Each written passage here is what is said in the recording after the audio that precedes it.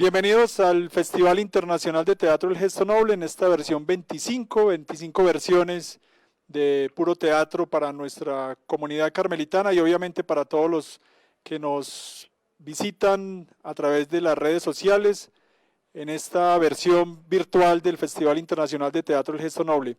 Hoy tenemos la presencia de Jorge Duati, quien está coordinando esta escuela de espectadores del Gesto Noble, y Ricardo Bartiz, quien dirige el Sportivo Teatral de Buenos Aires, que se acaba de presentar en el festival. Tuvimos la función ahorita a las 6 de la tarde, la obra La Máquina Idiota, y ese es el desmontaje que vamos a hacer esta noche en esta escuela de espectadores con Jorge Duati y Ricardo Bartiz.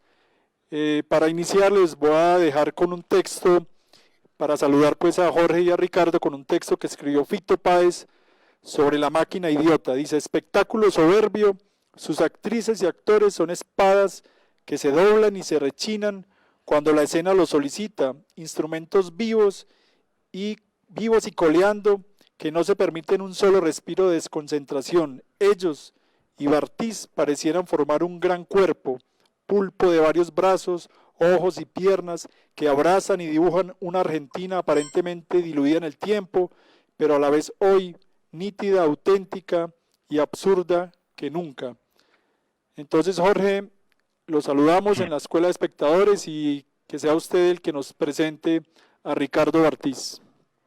Pero cómo no, Camber, para mí es una alegría realmente enorme poder presentar a Ricardo Bartiz, a quien yo considero, y lo digo realmente por los espectáculos que he visto de él, el más grande director argentino de todos los tiempos, con un estilo singularísimo. Allá por el año 1988, yo vi un espectáculo que me partió la cabeza, se llamaba Postales Argentinas, lo vi 11 veces, cuando lo fui a ver por 12ª vez, lo habían levantado, en pleno éxito, porque el espectáculo seguía llenando sala después de 3 años, digamos, a full, completo. Y luego de ese espectáculo vinieron, entre otros, Hamlet o La Guerra de los Teatros, Muñeca, El pecado que no se puede nombrar, El corte, Donde más duele, espectáculos de la talla de La Pesca, El box y por supuesto La Máquina Idiota, que es el que acabamos de ver. Así que le doy la palabra al maestro Ricardo Bartiz, director del Sportivo Teatral. Ricardo, ¿cómo estás? Hola, ¿cómo les va? ¿Qué tal, Jorge? Hola, Camber. Muy orgulloso de estar acá, muy orgulloso de que hayan visto La Máquina Idiota. Siempre repetimos eso, es un espectáculo muy querido porque está realizado todo por gente muy joven del Sportivo, que pertenecía a un grupo de entrenamiento, así que está muy bueno verlos, y más en un festival de esta naturaleza, con estas características. Eso, mucha alegría, mucho orgullo. Ricardo, bienvenido entonces al Festival Internacional de Teatro El Gesto Noble y esperamos que el próximo año nos acompañe de manera presencial y ojalá con el Sportivo Teatral también acá en nuestro pueblito, para que goce también de nuestro público y de la estadía en este paraje de las montañas de Antioquia. Bienvenidos, entonces los dejo con la Escuela de Espectadores. Jorge Duati tiene la palabra. Muchas gracias, Camber. Y como se pasa volando el tiempo, yo te quería pedir, Ricardo, si podemos contar un poquito, digamos, cómo nació este espectáculo que acabamos de ver. Si podés contar un poco el origen del espectáculo y qué es lo que hemos visto en escena, ¿no? Sí, el origen, te decía recién, era un grupo que estaba entrenando, de gente de formación dentro del Sportivo. Habíamos estado trabajando sobre un tema, desde hacía tiempo había una obsesión dentro del estudio que era la condición del actor, un tema que está muy presente en Shakespeare, que está muy presente en Hamlet, donde el pensamiento no es tanto sobre, por decirlo ingenuamente, la actividad, el actuar, sino una pregunta más sustantiva en relación a la sustancia, esto es, al actor. ¿Qué pasa con esa condición? obviamente, ¿qué pasa con esa condición en escena? ¿Cómo circula?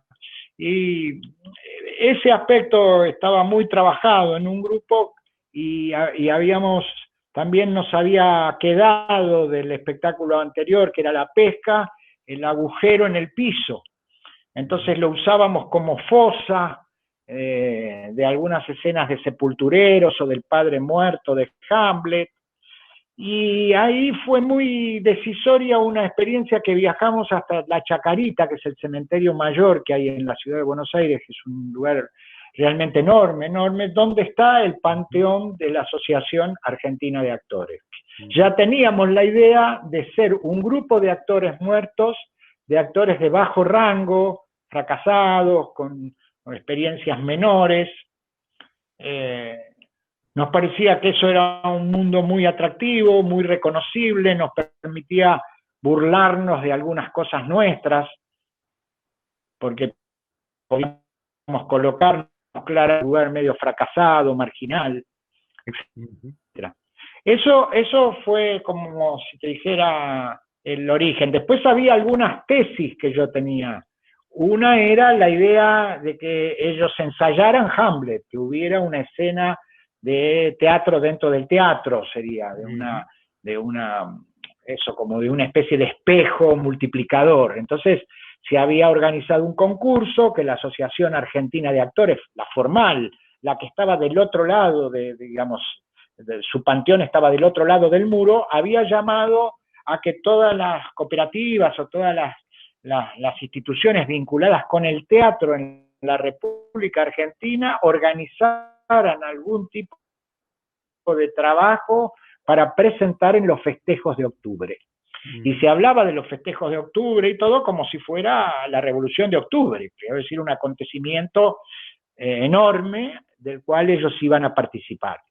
Y les daba la oportunidad de hacerse presentes en la negociación, de querer pasar para el otro lado, porque como buenos argentinos, por más que estuvieran muertos, lo que querían era acceder en la pirámide social y tratar de estar, aunque sea, porque la tesis era también que en la muerte hay lucha de clases.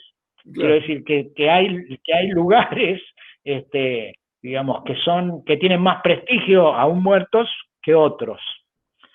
Esos eran elementos muy organizadores. La idea de que la utopía ya ha quedado atrás nuestro, eso también era un tema que queríamos introducir. Quiero decir que en determinado momento el pensamiento de la realidad era que teníamos una utopía de alguna índole, el futuro aparecía como una posibilidad. En cambio, acá lo que se planteaba es que el futuro, que octubre,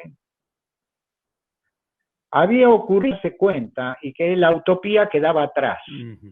Y eso es un problema, es un tema núcleo de lo contemporáneo. No necesitábamos, la pandemia lo demuestra de manera dramática y espantosa y trágica, pero nosotros ya percibíamos que también queríamos hablar un poco de eso, de que algo había quedado atrás. Y queríamos hablar mucho de los actores.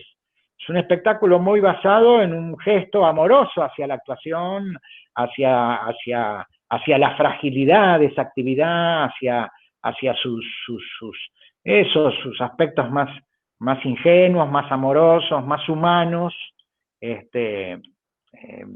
Sí, sentíamos que era algo de eso de lo que queríamos hablar. Era muy definitivo el territorio, era muy apaisado, muy estirado, ¿no? Veníamos de un trabajo distinto en ese sentido en el espacio, mucho más cerrado, mucho más, sobre todo en el caso de la pesca, como muy contenido, y entonces nos parecía que estaba bueno estirarlo, tan tirado en el espacio, con el uso de esa diagonal que crea la escalera, que parece proponer una riba, donde parece que se acumulan cuerpos que están sin etiquetar, quiero decir que parece que ahí sigue algo de eso, y el costado que nos comunica con un costado que daba al patio, pero que nos comunicaba con una realidad se nombraban unos micros que iban para Espeleta, que es una zona cercana en las afueras de la ciudad de Buenos Aires. Quiero decir que aparecía como una hipótesis de que de ahí se podía entrar en el campo de lo real, mientras que esto era una suerte de execrencia, de costado, de borde, por afuera del murallón, ¿no? Y ahí habitaban todos estos personajes que, insisto, tienen un pasado lamentable de experiencia escénica. Han trabajado de extras, han trabajado en alguna publicidad, fueron reemplazo de un actor también en algún momento. Quiero decir, absolutamente personajes menores que han organizado jerarquías. Entonces ahí había un remedo de un rey, que era Itelman, el que era el presidente de la cooperativa. Había un remedo de Polonio, que era Espiero, que es una suerte de contador que organiza, pone los números y trata de que no se le desborde el ensayo, trata de organizar el ensayo, que el ensayo tenga cierto grado de contención, que se pueda repetir, etc.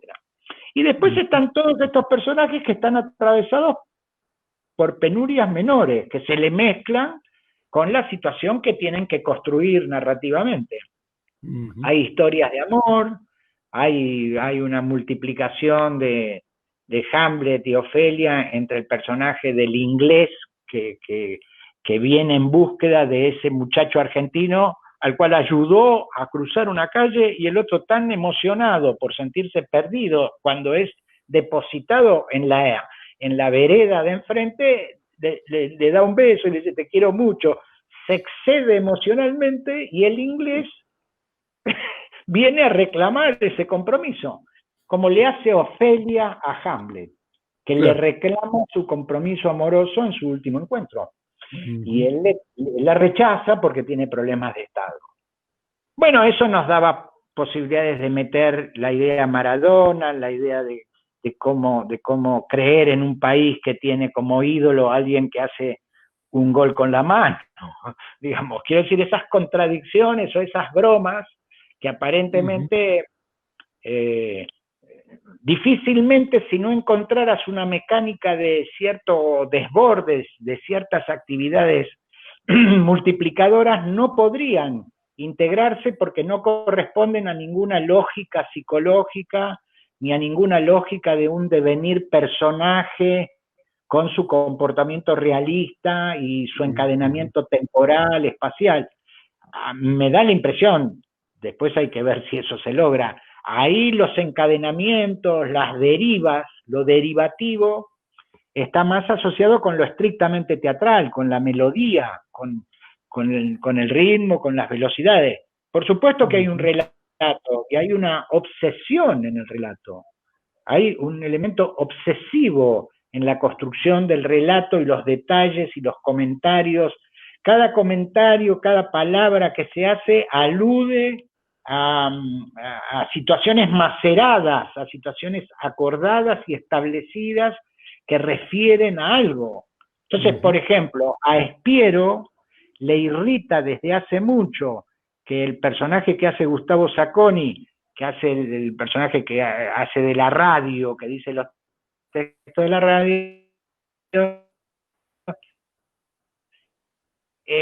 habla y él repite algo de la frase o la explica, y entonces le irrita muchísimo.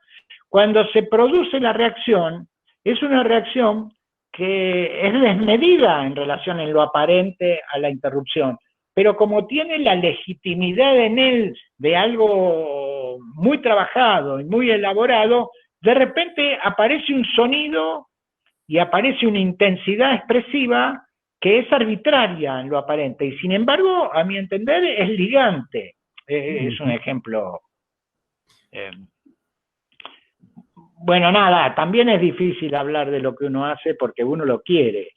Pero Quiero. Pero yo creo, Ricardo, que estás dando una cantidad de herramientas muy interesantes para quienes acaban de ver la grabación digamos, La Máquina Idiota. Ahora, yo quería hacerte una pregunta. Dijiste que ellos hablan de octubre, de un festejo en octubre, y eso podría reenviar, por un lado, a la Revolución Rusa, pero también está reenviando indudablemente al 17 de octubre de 1945, al peronismo. El peronismo es algo que vuelve y vuelve y vuelve en tu producción.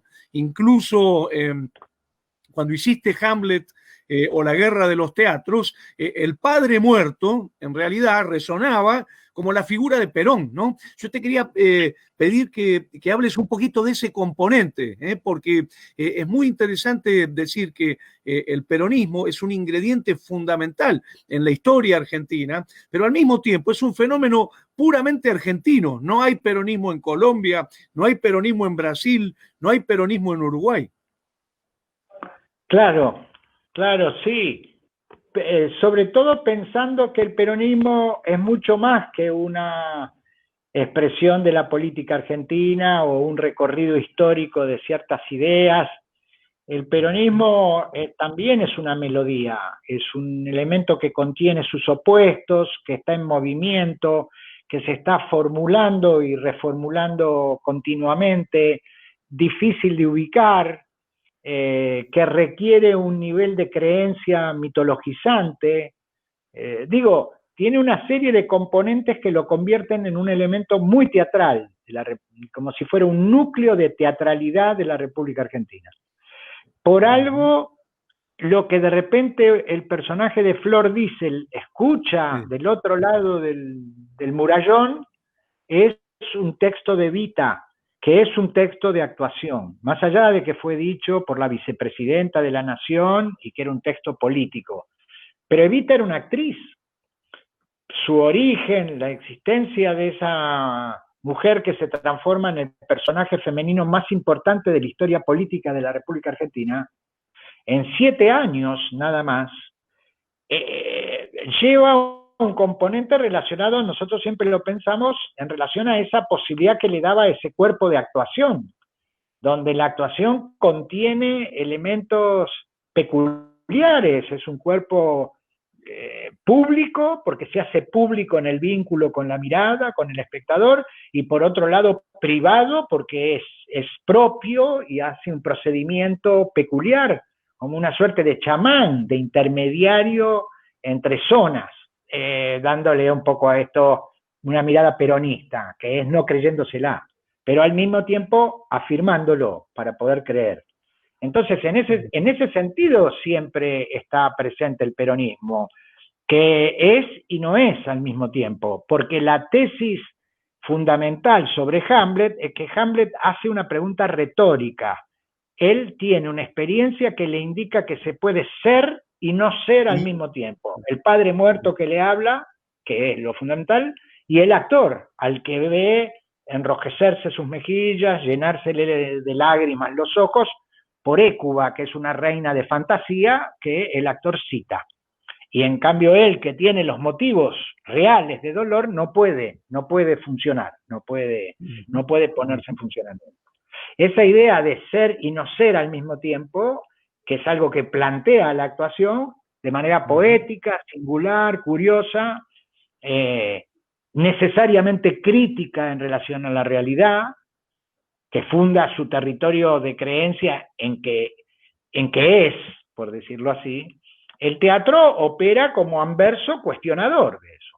Bueno, nos permitía hablar de esa manera, nos permitían meternos con esos temas y esos juegos. Después, el relato. El teatro moderno en la ciudad de Buenos Aires empezó a cuestionar mucho el relato, y el relato quedaba determinado por procedimientos, por procedimientos mecánicos por afuera de la escena. Sus variables empezaban a darse por acciones por afuera de las situaciones, por afuera de la escena. A mi entender, el relato es un elemento importantísimo del teatro, que no debe perderlo. que las formas que adquiere el relato serán inherentes a ese director, a esa estructura creadora que se genere, pero que debe haber una obligación de sostener firmemente el relato para poder situar lo humano, para que lo humano aparezca en su dimensión. Entonces, eso también siempre ha sido como no una idea ni una obligación, algo que naturalmente es muy importante todo lo que no se ve, de lo que no se habla, y sin embargo gran parte de los ensayos se ha desarrollado líneas para generar fundamento en estas esgrimas, utilizando esto que dice tan lindo Fito Páez, cuando dice que relampaguean como si fueran espadachines, ¿no? Se cruzan. Entonces, eso a mí me gusta, por ejemplo, te digo, esta broma, la cantidad de bromas que hay en relación a los lugares y los vínculos y las relaciones, cómo aparecen comentarios, pequeños desarrollos que tienen que ver con núcleos de comportamiento argentino. Celos, luchas, la actriz que cree que puede ser dramática, pero también cómica popular, la idea de las filas, de que hay que hacer siempre una fila, la idea de la burocracia, la idea del carné, la idea de tener el carné en la mano, y eso nos viene del día que fuimos a la visita de Chacarita, que entramos al Panteón de Actores que estaba cerrado, nos atendió un tipo por una especie de buzón, de visor así, le tuvimos que dar un teléfono, comunicarnos con la Asociación Argentina de Actores, le tuvimos que dar el teléfono por la ranura esa, recién ahí él recibió la orden y nos abrió la puerta del Panteón. Y entramos al Panteón y no había nadie, entonces le dijimos, ¿por qué nos hacía, por qué no estaba abierta la puerta? ¿Por qué no era pública la situación? Y dijo lo siguiente, palabra de honor, una frase, no nos animamos a preguntarle nada más, dijo, lo que pasa es que estos muertos no son queridos. Y se cayó la boca para siempre. Y por otro lado, a unos metros, arriba de un mueblecito, había un cartel que decía, se recomienda a los deudos el pago de las cuotas del carnet, tenerlas al día para evitar inconvenientes. Entonces, y al mismo tiempo era un lugar como si fuera una escalera tipo Escher. Vos vas bajando por una cosa que te va llevando al Averno. Como muy opresivo, muy raro. Entonces salimos de ahí con la sensación de que era muy poderoso el mundo que nosotros asociábamos, que ahí en esa especie de tumba, que era una tumba múltiple, era muy rara la cantidad de gente que entraba en ese agujero.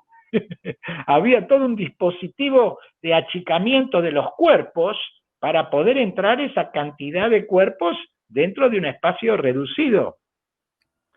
Pero había todas unas cosas muy poéticas acerca de la conciencia de dónde iban todos esos gestos de la actuación, dónde van los gestos de los actores, las palabras de las actrices, los amores emitidos, esas construcciones momentáneas pero fulgurantes, poderosas, mucho más poderosas que la realidad, de una intensidad depurada, evanescente. ¿Dónde va todo eso?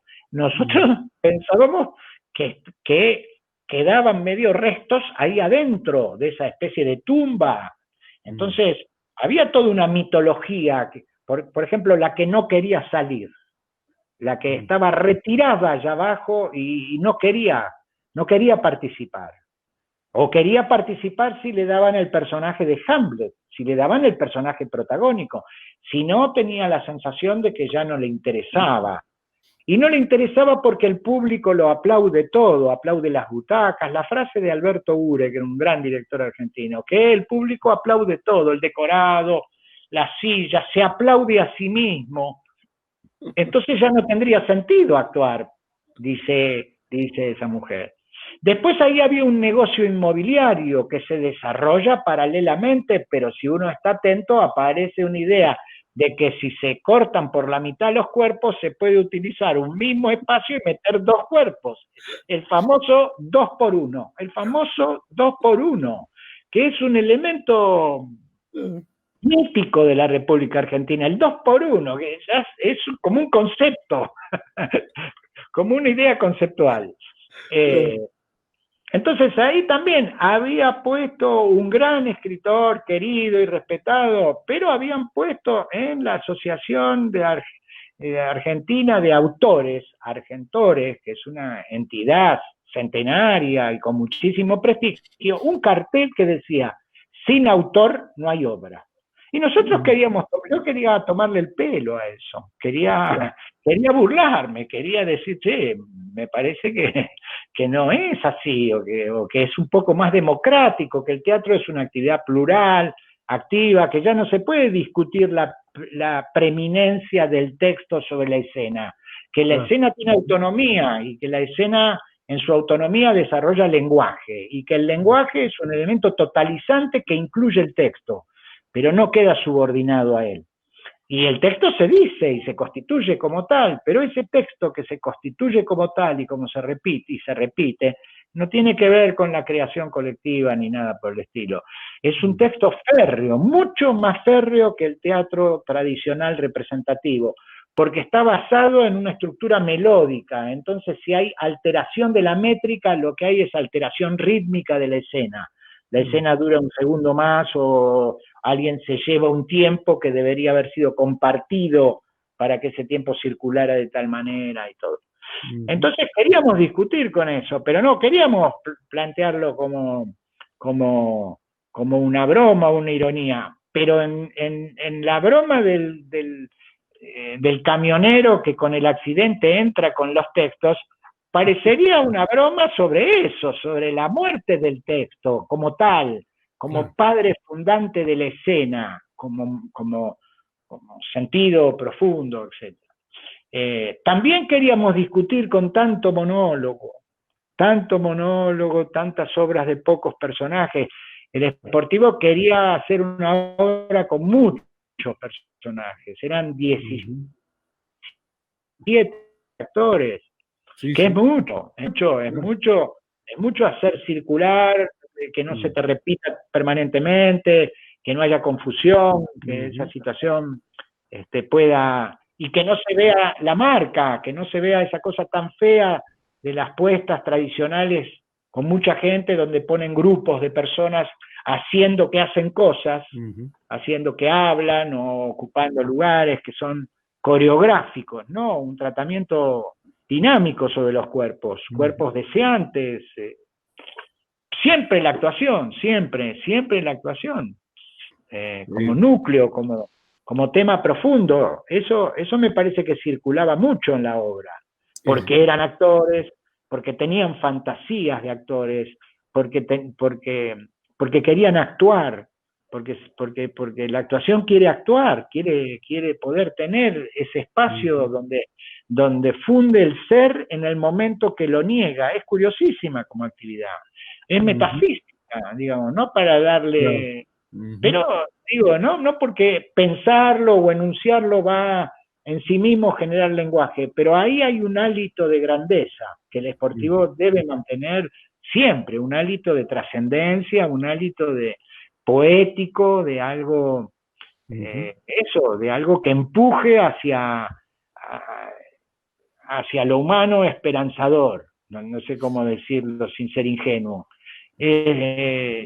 y es político teatral, es muy distinto a lo que serían las formas y los lenguajes del teatro que es considerado habitualmente como crítico, como teatro político, teatro de izquierda, que a mi entender termina siempre siendo conservador y siendo ingenuo en sus obligaciones de afirmar lo que enuncia, de quedar preso de las ideas previas.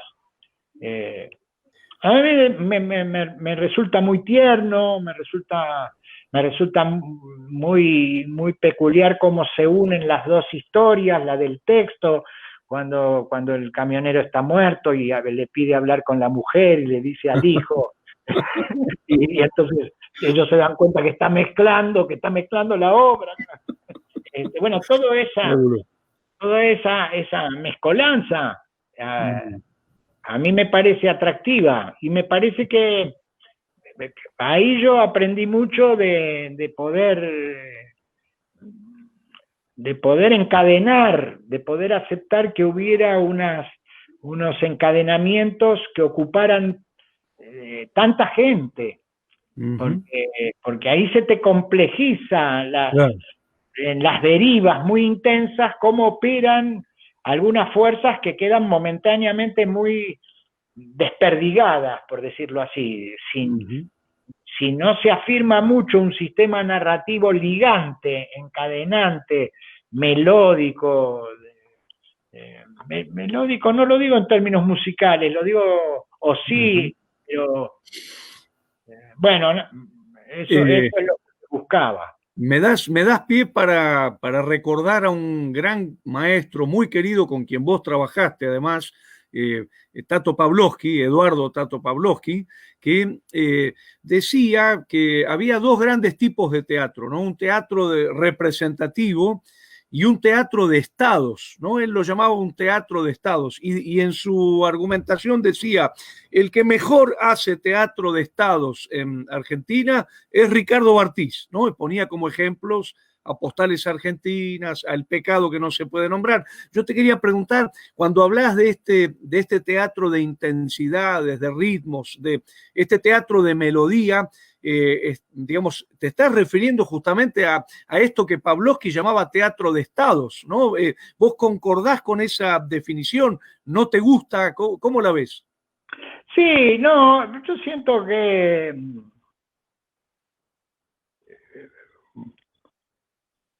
no sé, yo creo que Tato me tenía simpatía. Yo lo quería también entrañablemente, habíamos actuado juntos, yo había dirigido cosas de él había venido a ver nuestros ensayos, siempre tuvo un interés muy particular y cuando actuamos juntos fue muy intensa la experiencia. Viste que la subimos al canal del Sportivo, subimos Pablo. Sí. Que la verdad que es de hace una pila de años, súper moderna, súper intensa la actuación.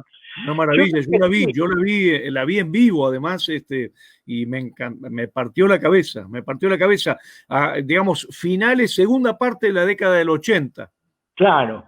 No, yo creo que sí, poco recorrido o un trayecto corto y variación emocional. Eso es una constante en mi trabajo. Se ve pasar de una cosa muy triste a una cosa muy graciosa. Eso se ve muy claramente en la pesca, ¿no? Por ejemplo, en los procedimientos en algunos momentos narrativos. Acá también, en La Máquina Idiota, hay una situación, por ejemplo, el encuentro entre el inglés, el malentendido en relación a lo amoroso, malentendido que no se refiere a la homosexualidad, ni se refiere a nada que tenga que ver estrictamente con la genitalidad, se refiere al malentendido que tiene siempre un hombre que pertenezca a la ciudad de Buenos Aires.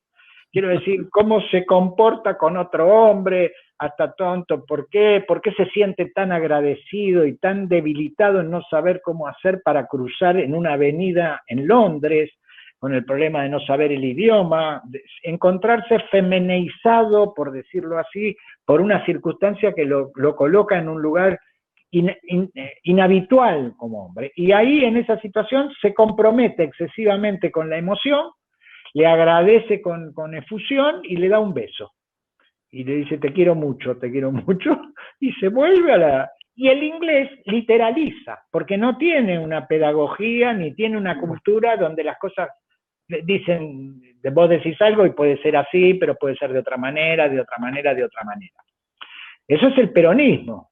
Pero los ingleses no son peronistas, son ingleses. Entonces el inglés viene, se muere en el trayecto, hay un accidente en el barco y por eso viene muerto, y se presenta muerto ahí en la cooperativa, le deben haber dado una indicación, digo, deben estar ahí los rascas estos de la cooperativa de los actorzuelos, vaya a averiguar ahí. Y viene y se presenta. Entonces es una situación tonta. es ridícula, te reís, apela, pero al mismo tiempo el otro dice es un problema del idioma, debe haber un malentendido, y el inglés dice, no, ¿qué malentendido? Vos me dijiste que me querías. Entonces, es evidente que lo que se formula es que el amor es un sentimiento escenográfico que puede variar, que algo que quiero acá no lo quiero allá, pero también da paso a esa idea de que la estructura cultural argentina está regida por la aceptación de hacer mula, de que está aceptado culturalmente de alguna manera que ganar con mula está bueno, es mejor que perder, mejor ganar con mula. Entonces, bueno, esas cosas. Ricardo, y yo te quiero llevar a otro campo que yo creo que es muy iluminador respecto de tu manera de entender la dirección, de tu poética, de tu concepción del teatro, que tiene que ver con, por un lado, pensar la teatralización de la sociedad, ¿no? Yo no quiero dejar pasar un dato muy importante de La Máquina Idiota, que es que cuando escuchan la radio, están escuchando un discurso de Perón. Y Perón dice, viva el teatro, ¿no? Hay algo también de rescatar mucho la figura de Eva Perón en su origen actriz, digamos, y la política como un agenciamiento de los saberes de la actuación, ¿no? En tu libro Cancha con Niebla, vos decís una cosa que es tremendamente reveladora. Decís que en la Argentina, si uno considera la teatralidad de los políticos, no hay cómico que aguante. Esa es la frase que usás, ¿no? Entonces, yo quería que hables un poquito de esa idea de la teatralización del orbe social y cómo de alguna manera el teatro va en contra de esa teatralización, mostrando el procedimiento, diría yo. Ajá. Sí, ahora ya todo, ¿no? Todo ha triunfado de manera absoluta y total. La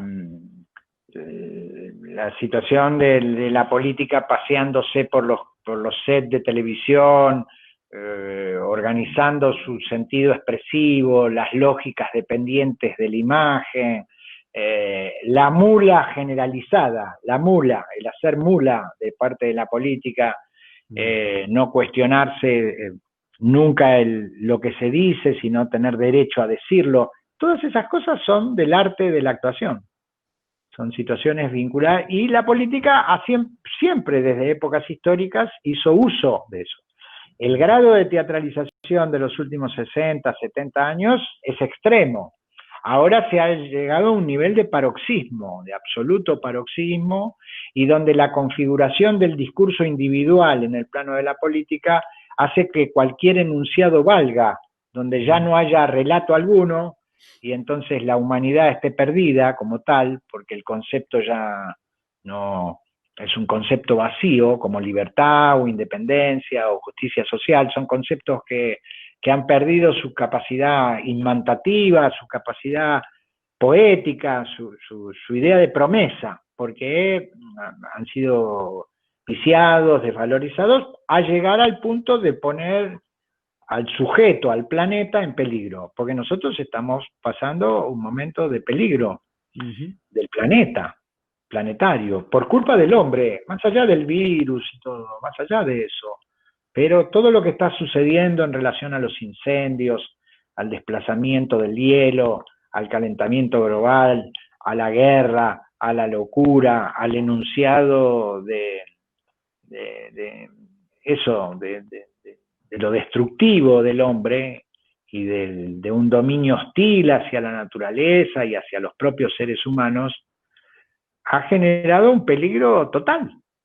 A tal punto que también desde el punto de vista de lo teatral parecería que el riesgo es de qué se habla, de qué se puede hablar para encontrar algún espacio que dé cuenta poética de algunas fuerzas para oponerse a ese desencadenamiento del mal, como hablaba Shakespeare, del mal, de un elemento psicótico, destructivo, enunciado desde la política como formulación de propuesta para el ser humano. Entonces, se hace muy angosto el espacio, porque si no te pones muy ingenuo, si el lenguaje no contiene algo de la fuerza de un pensamiento crítico en relación a lo situacional, no crítico por enunciado temático, pero crítico en relación a su potencia, corre el riesgo de ser muy frágil, muy débil. Si es muy fuerte, se torna enunciativo y solemne y pretencioso, entonces aparece un teatro didáctico, etcétera, etcétera. Entonces el teatro está en problemas desde hace bastante tiempo, en ese sentido, en cómo hace para esquivar el lugar tipificado que le ha dado el sistema y la cultura tradicional, que es un lugar conservador y básicamente ingenuo, donde los procedimientos aluden siempre a lo singular de los procedimientos, la inteligencia, la belleza, lo original de alguno de los procedimientos. Y nunca un lenguaje que permita mantener vivo al teatro y al mismo tiempo lanzarlo hacia adelante, lanzarlo hacia el futuro, pero reconocerse en una tradición, aunque la palabra suene aparentemente conservadora. Entonces, en ese sentido, yo me considero representante de un teatro que narra, de un teatro donde hay un relato en un sentido simple, complejísimo por las variantes y las conexiones que tiene, complejísimo para ver qué posibilidades tengo para actuar. Siempre esas cosas también derivan de multiplicar las posibilidades narrativas de cada actor, llevando al máximo los inventos de procedimientos históricos de esos, llamémosle personajes, pero que son como gavetas llenas de datos que la actuación va a emitir o va a lanzar en los ensayos y que después de la dirección sintetiza en la organización escénica, que contiene otros relatos, que contiene las distancias, que contiene el ritmo, que contiene el sonido, que contiene la luz. Bueno, eso es lo que yo pienso de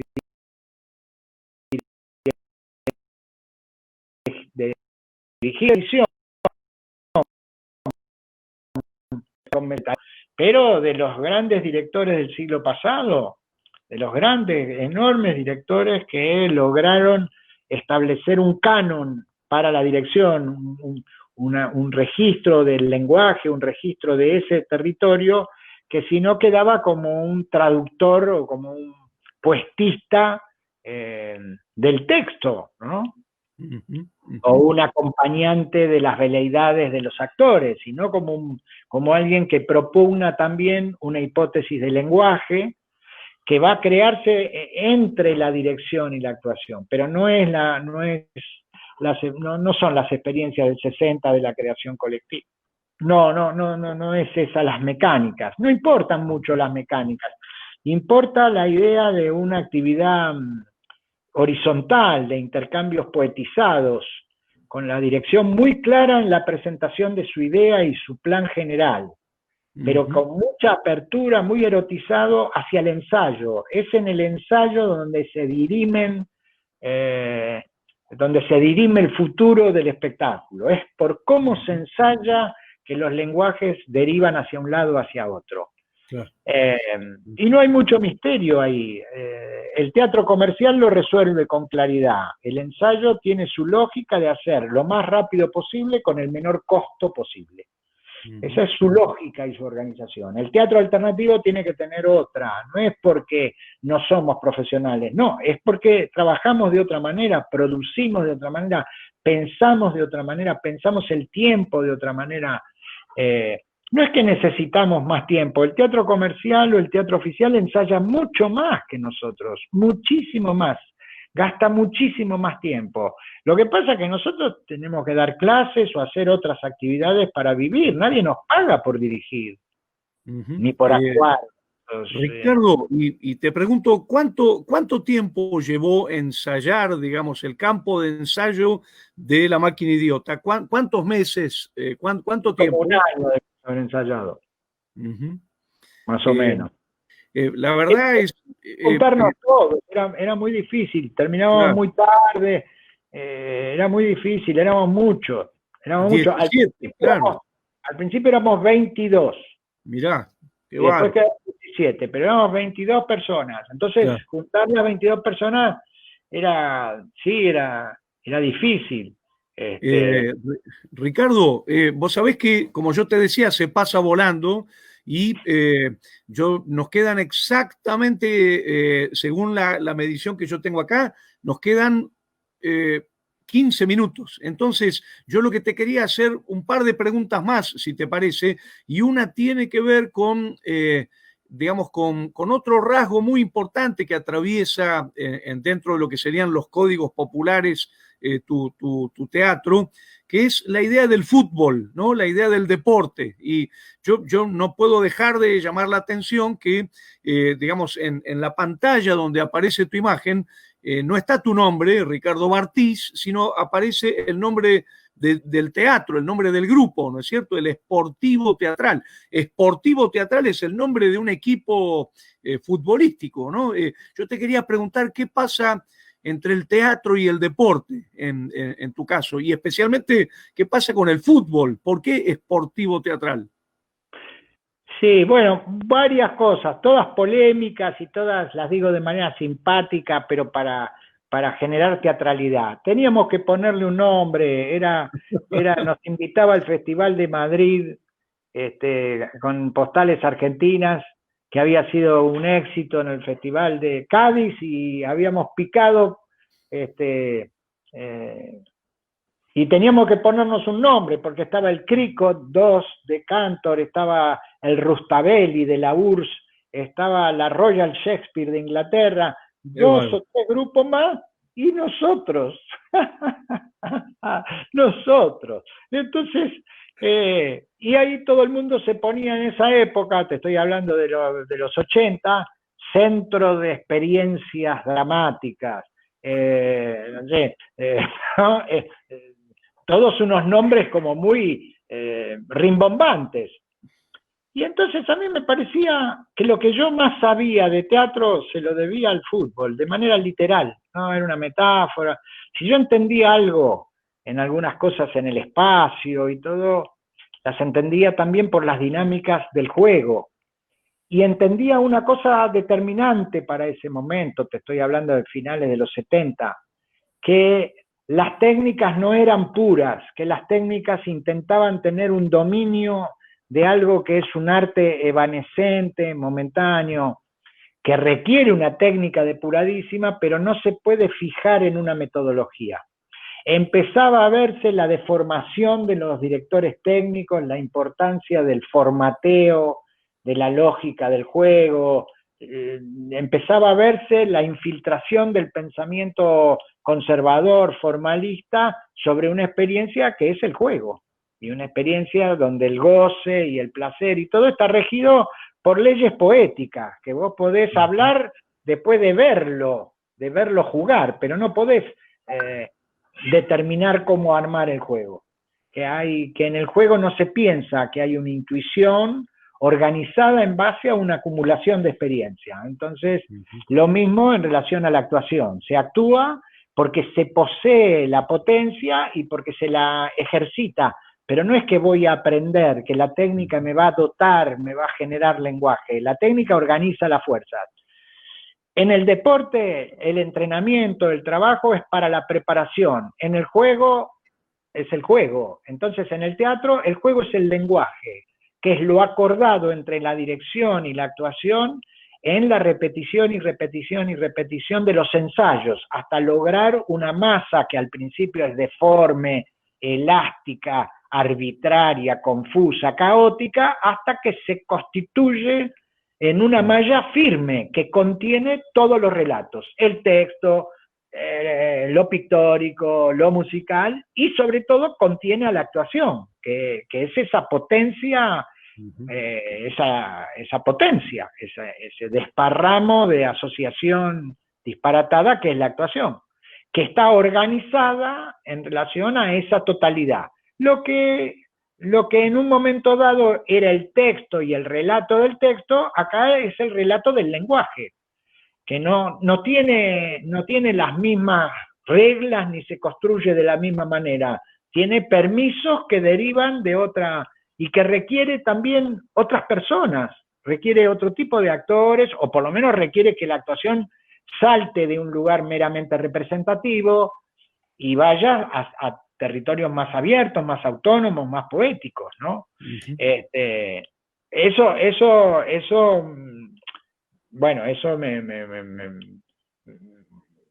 pasaba mucho.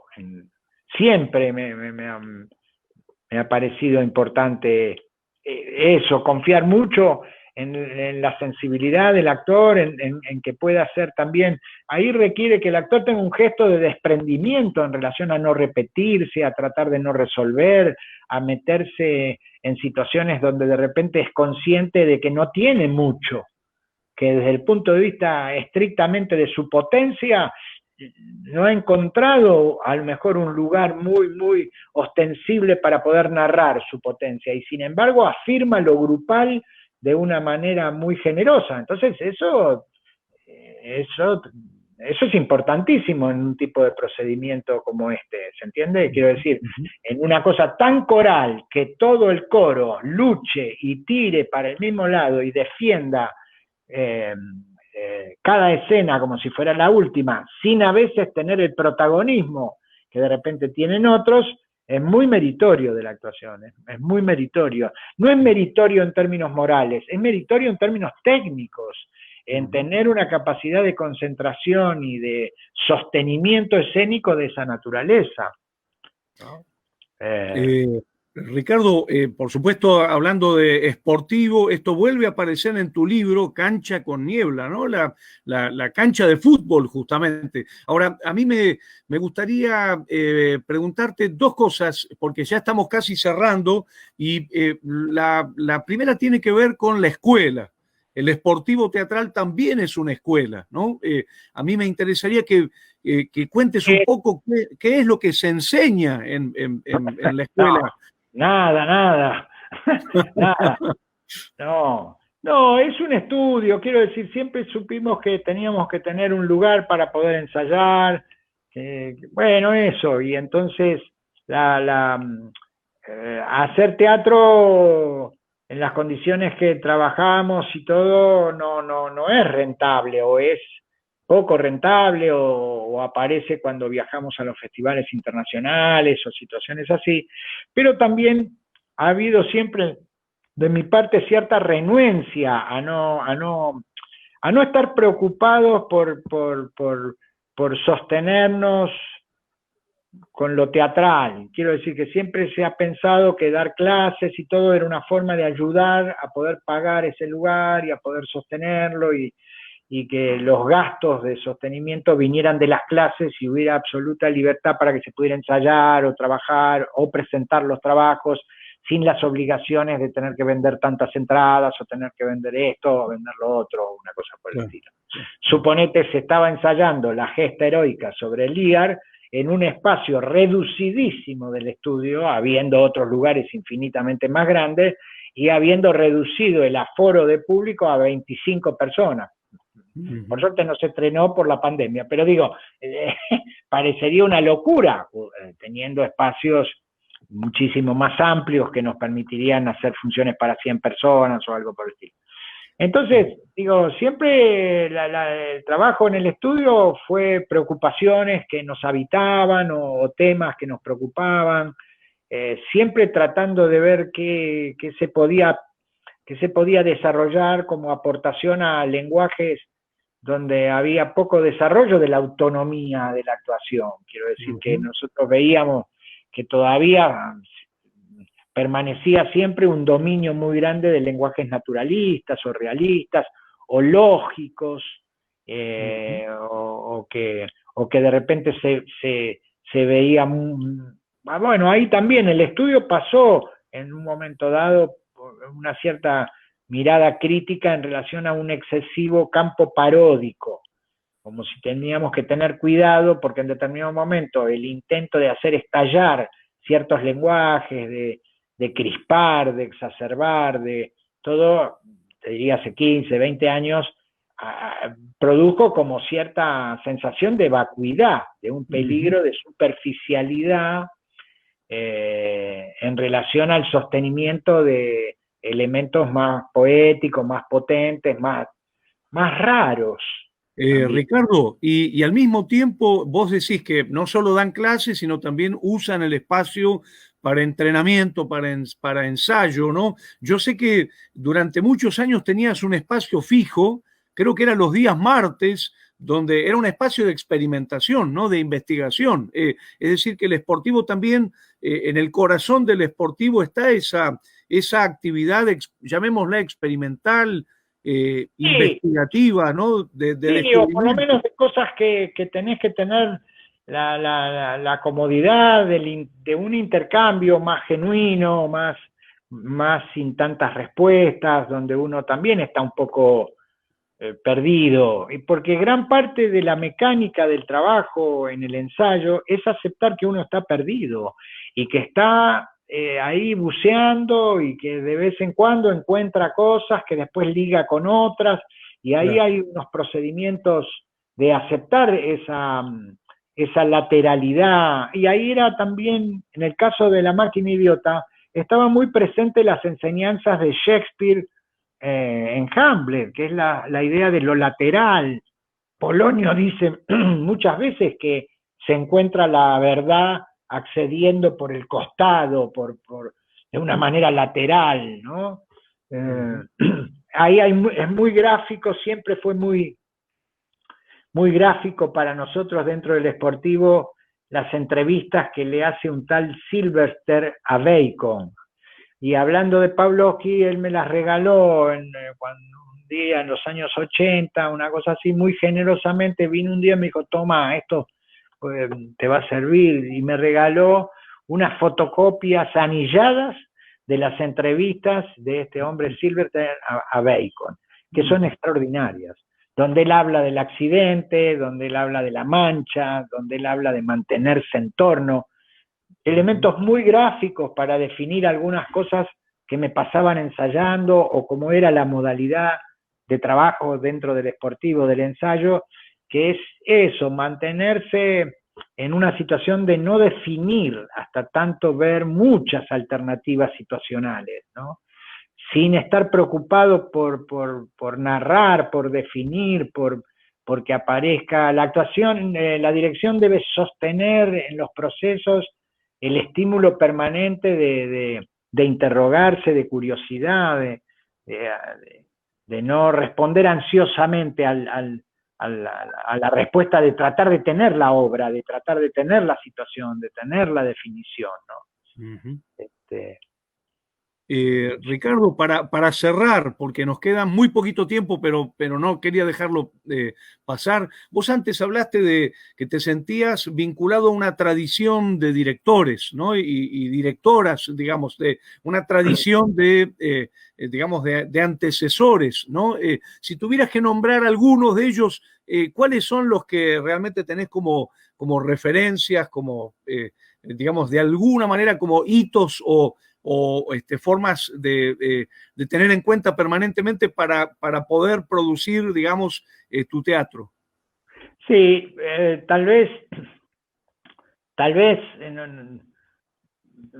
sobre todo a mí siempre me impresionó mucho Cantor, Tadeusz Kantor. Yo no tengo nada que ver con ese teatro, no tengo nada que ver con el procedimiento musical que él hace, pero su teatro siempre me impresionó muchísimo, muchísimo. Logró transmitirme una gran intensidad. Y sus escritos teóricos, todo lo que él escribe, me parecen tan simpáticos, tan atractivos, tan cómodos, tan estimulantes a pensar de una manera casi ingenua la construcción de relatos y de desarrollos narrativos, el uso de la infancia, el uso de los personajes de su pueblo, etcétera, etcétera. Siempre me gustó mucho cómo lo escribe, cómo lo pone. Siempre me sentí muy cercano en términos teóricos a Meyerhold, como una especie de faro en el tiempo y en la lejanía, muy estimulante, mucho más que Stanislavski, mucho más. Meyerhold me pareció siempre y me pareció su época, su momento histórico, su lucha, su lugar, una especie de lugar outsider permanentemente, tanto en el realismo socialista como en el Teatro de Arte de Moscú. Y después más acá, más cerca, Ure me pareció siempre un pensador, bueno, su pensamiento siempre me ha parecido muy luminoso, muy poderoso, muy atractivo.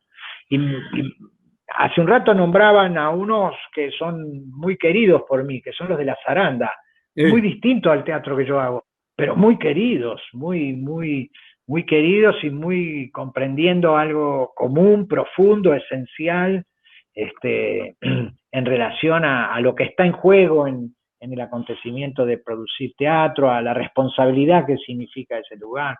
Qué bueno, qué bueno, qué sí, bueno. Sería un poco injusto limitarlo, pero digo,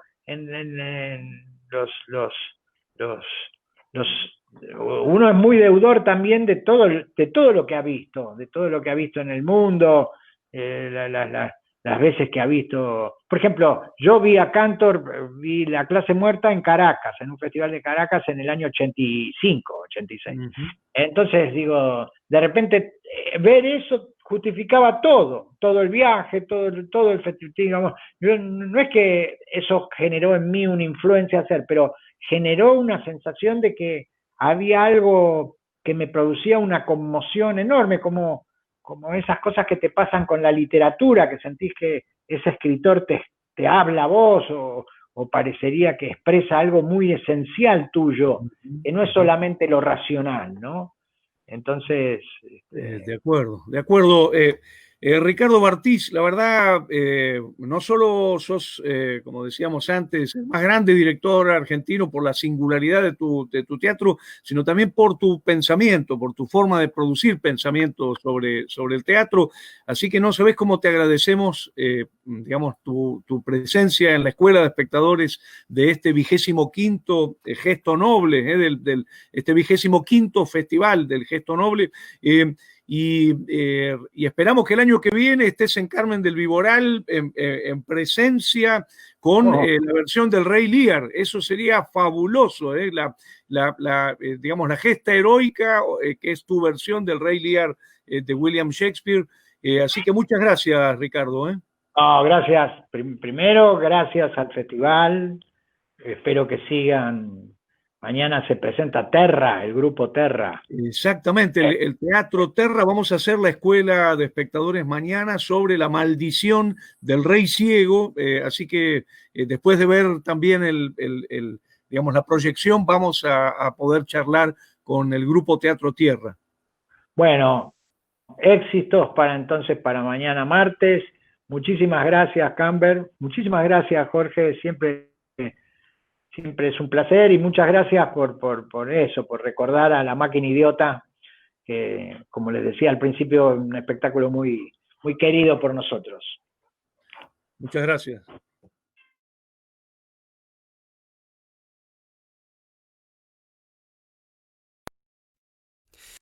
Una sonrisa dibujo en mi rostro, porque el Carmen es mi cultura, una persona que te saluda. Mi vida es un canto, y escribo mis actos como vasija de coro y le doy forma. Mi vida es una obra, soy arte al caminar por el Carmen de Viboral, territorio para el buen vivir.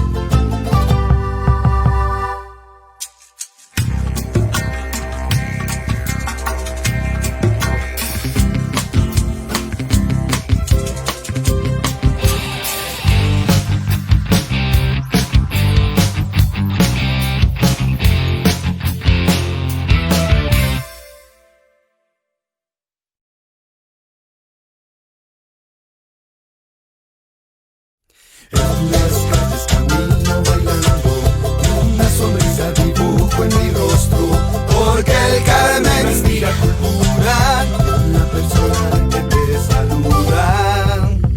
Mi vida es un canto, Mi vida es un canto, y escribo mis actos. como vasija de coro y le doy forma. Mi vida es una obra, soy arte